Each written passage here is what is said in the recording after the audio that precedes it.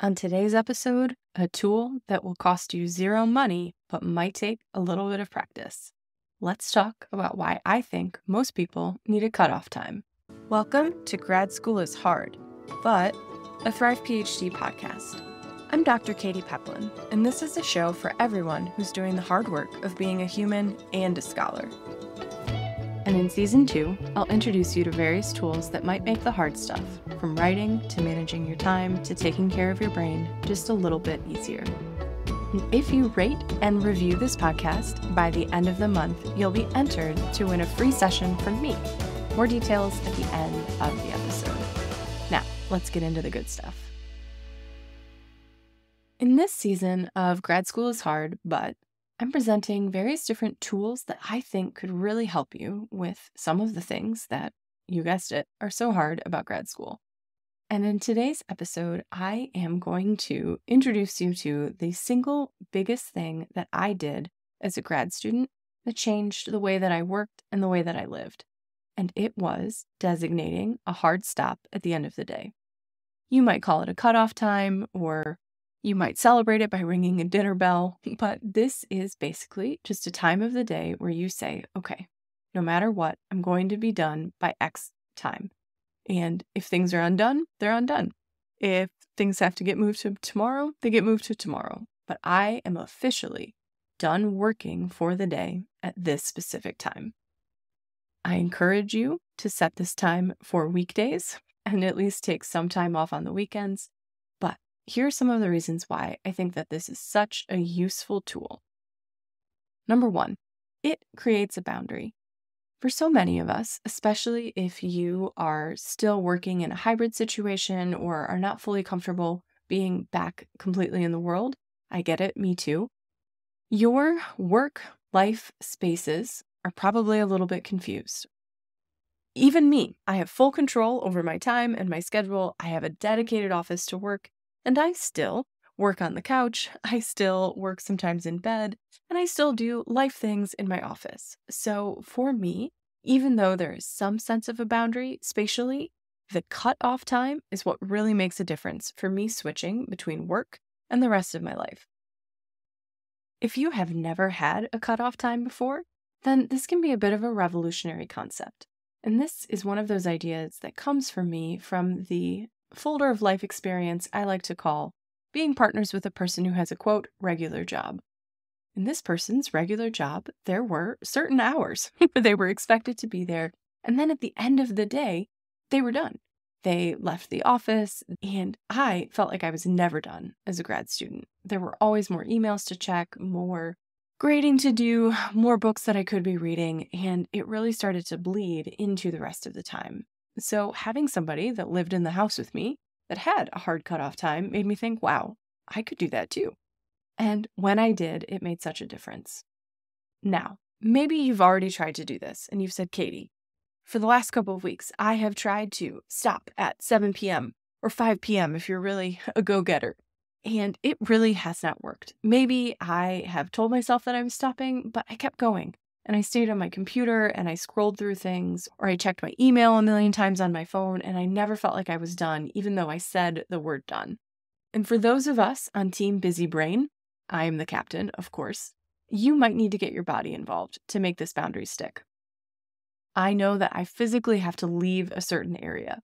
I have to leave my desk in my office. At various other times, I've had to leave campus. I've needed to switch from the working side of my couch to the relaxing side of my couch.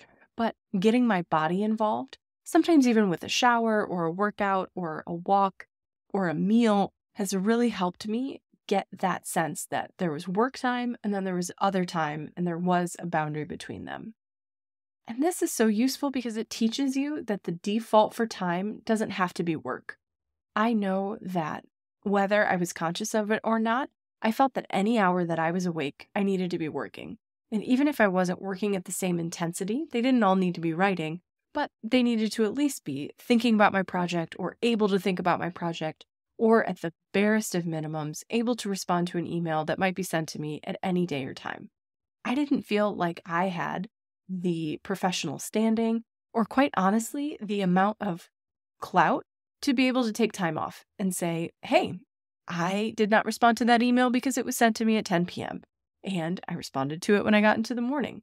That was an unthinkable boundary for me. And by not having that boundary, I really taught myself and my body that it needed to be ready for working no matter what. When I switched to a model aided by this cutoff time, where I worked on purpose and then I stopped on purpose, things got a lot easier because even though it didn't happen immediately, it took me a couple of weeks to settle into this new routine. Once it felt a little bit more solid, I realized that I was not only working on purpose and feeling like that end of the day felt like mini deadline energy, where I was doing my best to catch up with all of those loose ends to be done at the end of the clock. I've never been a basketball player, but those real good buzzer beater shots where you finish that last email and shut it down felt great. I was working on purpose and I was stopping on purpose. I was watching TV and my computer wasn't open. I was cooking dinner and actually talking to said person who had a real job, catching up about our days without having my phone literally in my hand. That rest at the end of the day felt so much more satisfying, and I didn't know how much it was going to help my focus, my relationships, my ability to get laundry done by just having a cutoff time. Your brain's always going to probably creep in. So I know that even in my best and most beautifully tended boundaries between work and other things, I still will get ideas for projects I want to do. I'll get flashes about that sticky thing I was working on in a draft. So, keep a notebook and bring yourself back if you've noticed that you've drifted into work during not work time. But that cutoff time, once it really feels habitual, can absolutely help your brain sort of flip that switch between, okay, at certain times I'm working and certain times I'm not. This tool is going to be really good for anyone who is flirting with or maybe already in burnout. I reached for this tool for the first time when I was absolutely burned out. I was working a bunch of jobs, couldn't focus, and I felt like I was working all day and getting nothing done.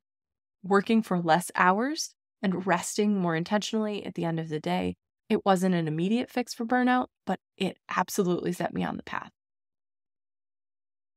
Paradoxically, if you're a person who feels like they're not getting enough done, I encourage you to set a cutoff time. Because, like I mentioned a little bit earlier, that deadline of, okay, it's almost 5 o'clock or it's almost 7 o'clock can really help you give a little bit more momentum to the tasks that you're working on. And I find that little bit of extra focus absolutely makes a difference. Plus, if you are getting a little bit more rest, a little bit more recovery, I can make a solid bet that you might have more improved focus during the hours that you do work, which might help you get enough done. And last but not least, if you're in a deadline season and you're listening to this thinking, Katie, I have to work every minute of every day, and that's the only way that my dissertation is going to be submitted on time. I, first of all, applaud you. Way to go for getting so close. I am going to double down and say you, more than almost anyone, need a cutoff time. The tendency that we all have when we're getting close to big projects is to clear the schedule and work every single minute.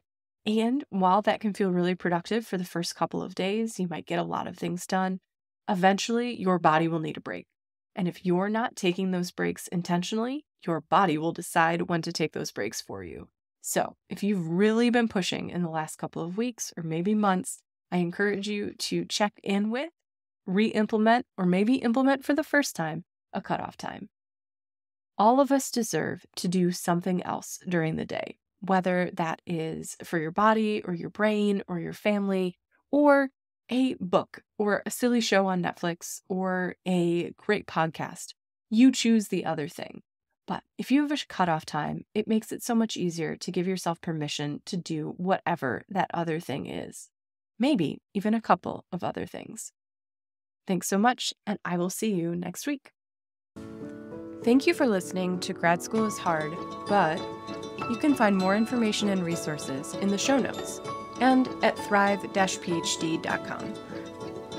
Every month, I'll select one reviewer for a free 45-minute session with me. So please subscribe, rate, and review to help spread the word about the show.